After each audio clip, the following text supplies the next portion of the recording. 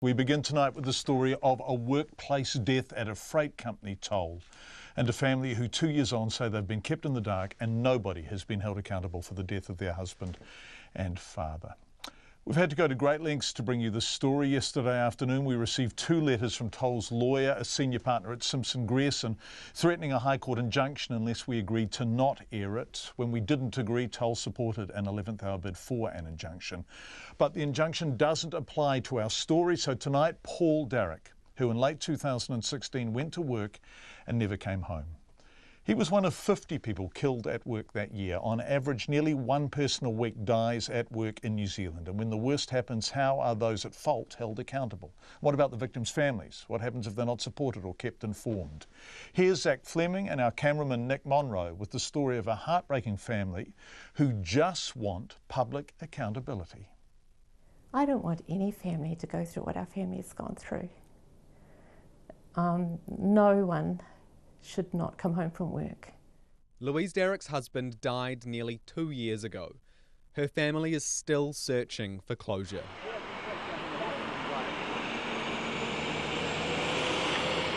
This is only the second time her son John's been here, to the Onehunga yard of freight company Toll. The first was a meeting after his father Paul died on site nearly 2 years ago. In that meeting, what I heard then terrified me. Workers went round and started telling stories about my dad, and what they told me was safety breach after safety breach after safety breach. They told me about a string of safety incidents, and they were laughing about it. They were going, haha, here's these funny things that happened. Some of those stories were repeated by Toll staff at Paul Darroch's funeral, where they also terrified his widow, Louise. We were absolutely aghast as a family. We were appalled. We couldn't believe the stories we heard. Paul Darroch was standing next to a forklift helping unload pallets of oats on the morning of September the 26th, 2016. As the forklift reversed, it tipped over 3 pallets, crushing Paul to death. He left behind 3 sons and 2 daughters. WorkSafe found Toll responsible, identifying wide-ranging systemic failings that placed Toll's workers, like Paul, at risk, including Toll failing to identify or assess hazards and inconsistent, ambiguous, contradictory and insufficient controls when hazards had been identified. In simpler words, Toll could have prevented Paul Darroch's death. One day, Dad had left his bike at work and got in a ride home with a colleague because it was raining. And his immediate manager had seen that his bike was still at work and had then called up security and initiated a search of the site because he feared that my dad had died. So their first thought was, his bike's at work, he's died. That's because Paul Darroch was an impetuous maverick, his family says. The 60-year-old was employed for a year and a half as a caretaker. He was a hard worker who helped out anywhere he was needed, but he rarely paused to consider his own safety. And they weren't prepared to rein him in. They weren't prepared to make the tough calls. They weren't prepared to discipline him or say you can't do that, because it suited them to have a worker who was such an amazing worker. Toll negotiated a deal with WorkSafe and pleaded guilty. It was fined $506,000 and ordered to pay the Darroch family $118,000.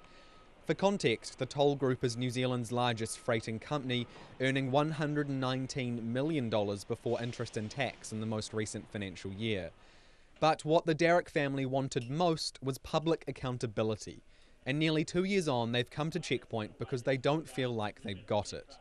Toll have had every opportunity to step forward and just accept responsibility, and they haven't. There's no way I can see that changing.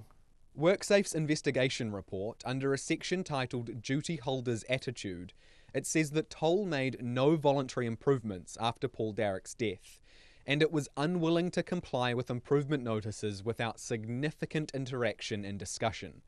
Toll complained in writing to WorkSafe about its investigators twice, complaints WorkSafe describe as neither substantive or of consequence. The Restorative Justice Conference between Toll and the Darroch family in March this year was described as less than satisfactory by the judge who sentenced Toll. A quick example from that: in that Restorative Justice Conference, Toll agreed, at the request of the Darroch family, to issue a media release accepting responsibility. Toll hasn't published that media release on its website, as is standard with its other positive media releases. Greg Miller promised complete transparency. Greg Miller is the Group General Manager of Toll New Zealand.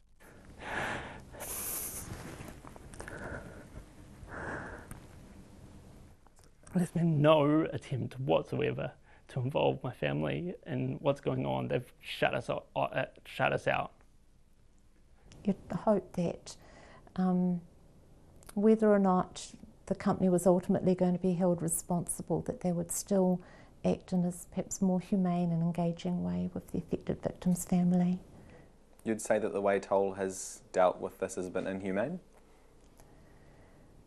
Yeah, I use that word, and it's quite a strong word, but it's lacked in the humanity in terms of engaging with us at our point of pain and our point of suffering.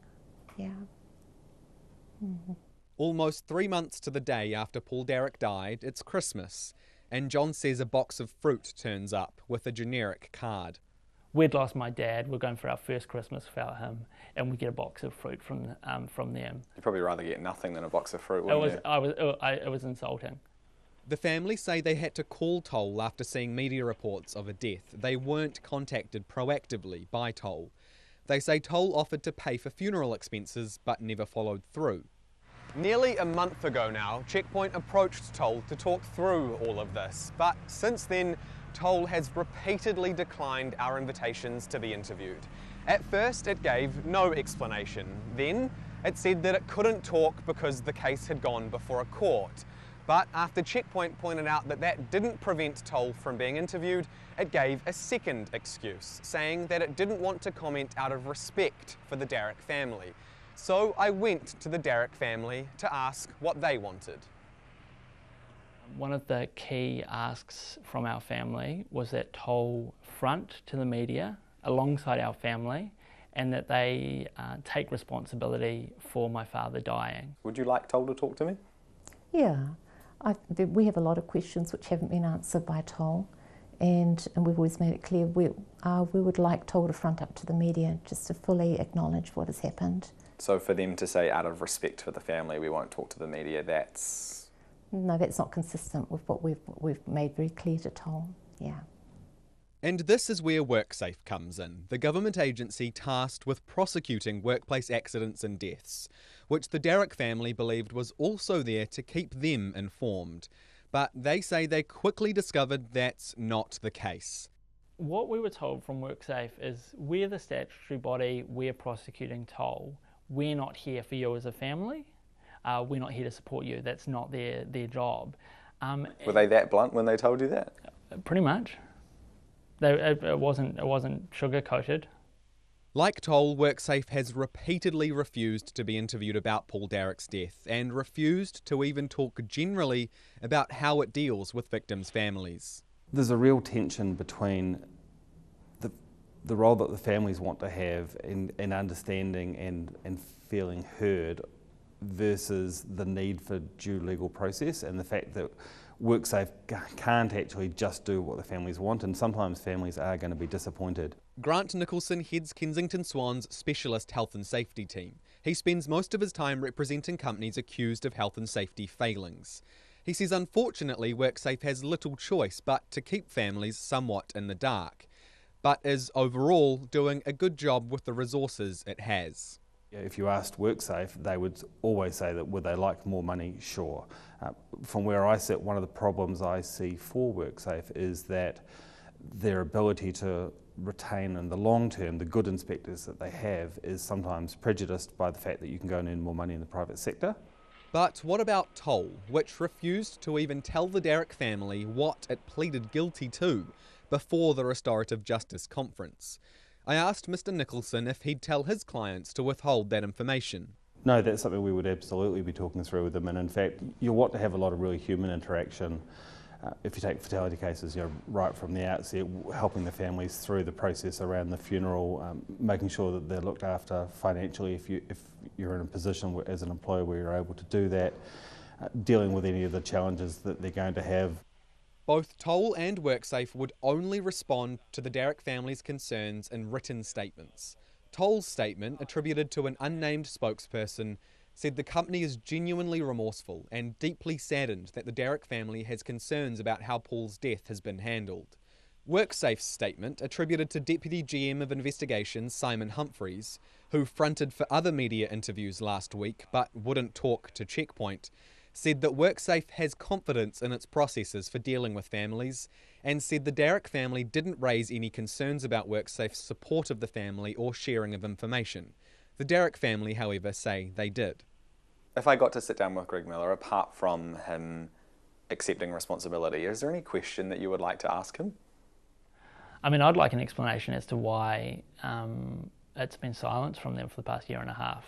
I want to know why they didn't send a Christmas card or a thing of flowers on the anniversary of his death, why they never made an attempt to reach out to us. I want to know why they didn't follow through on paying for funeral expenses. I want to know why they didn't reach out to us and check how we're doing mentally and whether we needed support paying for psychological services or other things like that. Yeah, but there's no way we're ever going to get proper answers to those questions, and I've kind of resigned myself to that fact. Really, you believe that this is it, it's over, and you're never going to get the things that you want? Yeah, there's no way I can see that changing. Both Toll and WorkSafe told Checkpoint they encouraged the Derrick family to make contact regarding the concerns they raised in this story. But neither Toll or WorkSafe has proactively attempted to contact the family themselves since Checkpoint started inquiring about Paul Derrick's death. For Checkpoint, Zach Fleming. And Zach is beside me in the studio now with a small update. Zach, you referred in the story to a statement from Toll. You have another one from them this afternoon? Yeah, I started inquiring about the story nearly a month ago now, and in the last 2 hours I got another statement from Toll. It says, and I'm quoting here, "We believe we have worked in good faith with the Derrick family throughout and remain committed to supporting them. Toll donated a payment to the family to support them, which was separate to the repatriations payment," so they're referring to the family's accusation that they didn't pay for funeral expenses. The family says that that small payment to support them was not even close to enough to cover the funeral. Toll also says that early in the investigation, Toll was advised by WorkSafe not to contact the family. So I went to WorkSafe late this afternoon to double check that. Sorry, so the Toll statement says they were advised by WorkSafe not to contact the family. Which would be material. Yes. So WorkSafe. So I went to WorkSafe this afternoon to check if that's the case. WorkSafe says that advising companies not to contact families is absolutely not their policy. In a direct quote from them, WorkSafe expects businesses to actively support families of victims. The last line of Toll's statement continued to say that we have respectfully declined to be interviewed as our guiding principle is to discuss these matters one-on-one where appropriate. But as I said in the last line of the story there, since I started inquiring about this almost a month ago, Toll has not proactively attempted to contact the Derrick family themselves. Thanks, Zach. Keep us updated as to what happens over the next few days. We really appreciate it. Zach Fleming, who's been working on that story for some considerable time now.